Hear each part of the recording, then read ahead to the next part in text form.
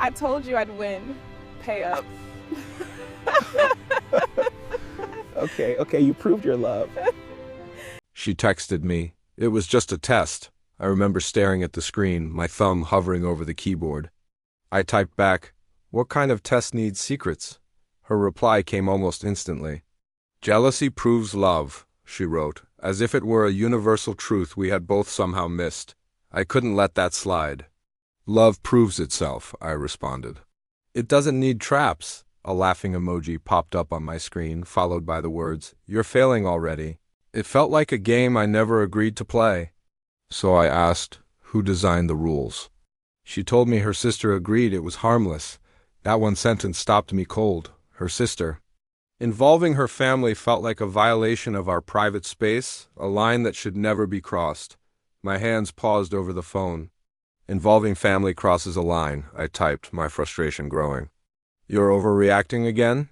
was her dismissive reply. It was a familiar pattern.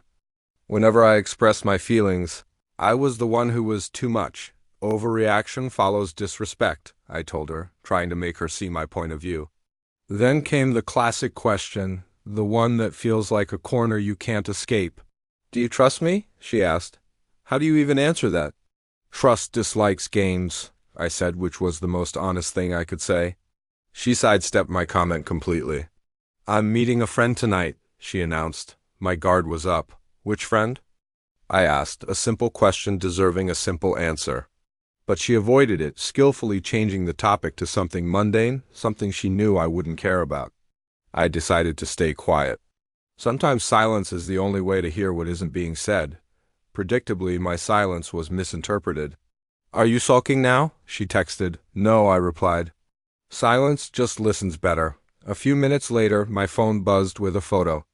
It was a picture of a crowded cafe meant to look casual and spontaneous, but my eyes are trained for details. At the very edge of the frame, I spotted a familiar jacket, a very specific one that I knew belonged to a male colleague of hers she had been a little too friendly with. My heart sank. I decided to test my own theory. "Did your sister take the picture?" I asked. A winking emoji was her only response. The playful deflection felt like a slap in the face. "Emojis don't answer questions," I stated flatly. Her next message was an attack.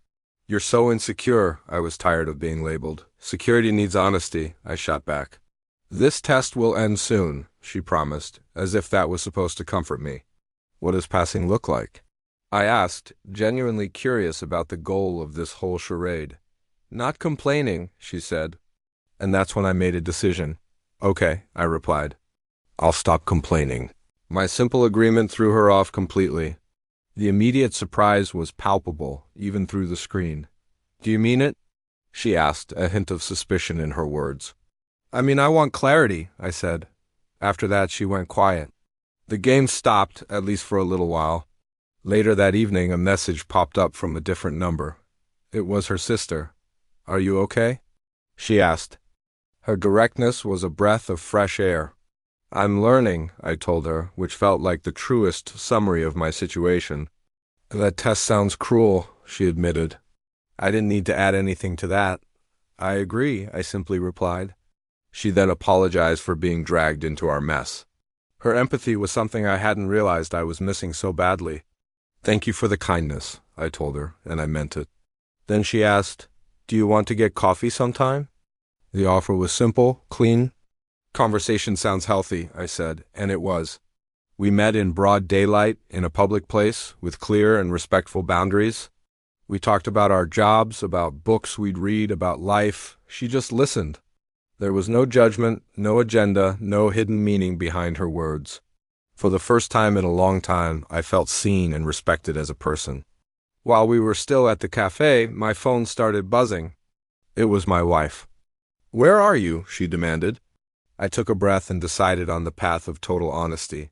"I'm having coffee," I replied. "With whom?" was her next question, sharp and immediate. I told her the truth. I told her I was with her sister. The messages that followed were a blur of anger and accusation. They came fast, one after another. "You crossed a line," she wrote. The irony was almost laughable. "Lines exist both ways," I replied calmly. "It was only a test." She insisted, trying to minimize the damage she had caused. Tests can end relationships, I pointed out.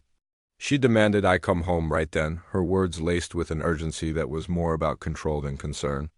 Control fails without trust, I said, standing my ground. Then she turned her anger on her own sister. She betrayed me, she accused. Betrayal started earlier, I reminded her. The conversation was spiraling, and she delivered the ultimate question, "Are you choosing sides?"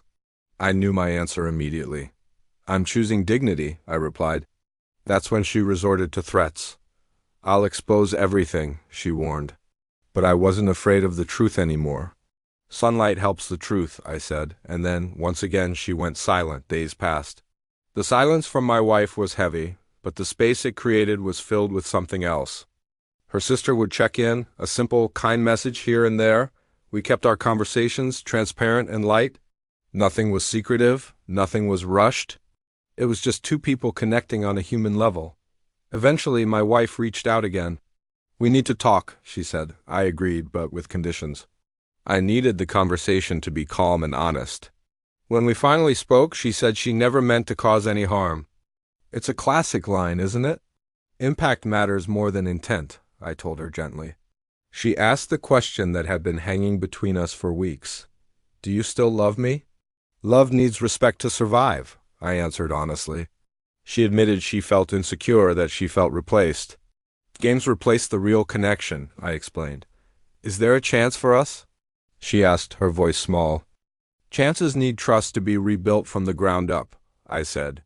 It was then she finally admitted it without any excuses. The test was unfair, she said. It was a start. I acknowledged her admission, letting the words hang in the air. But then she made a demand. I need you to stop seeing my sister, she said. My heart sank. She still didn't get it. Choices have consequences, I replied. Her tone shifted back to anger. You're being cruel now, she accused. And maybe to her it felt that way. Honesty often feels cruel to lies, I said. She left the chat abruptly after that. And as the screen went blank, I didn't feel anger or sadness. I felt a quiet sense of relief. Respect was slowly returning to the space where fear had once lived.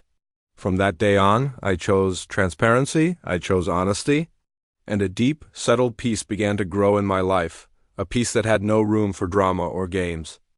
The story ended not with a bang, but with the quiet clarity of two hearts finally being true to themselves. Thank you for watching and for letting me share this journey with you. If this story resonated with you, I'd love to hear your thoughts in the comments. Don't forget to like and subscribe for more stories about finding clarity and self-respect. See you next time.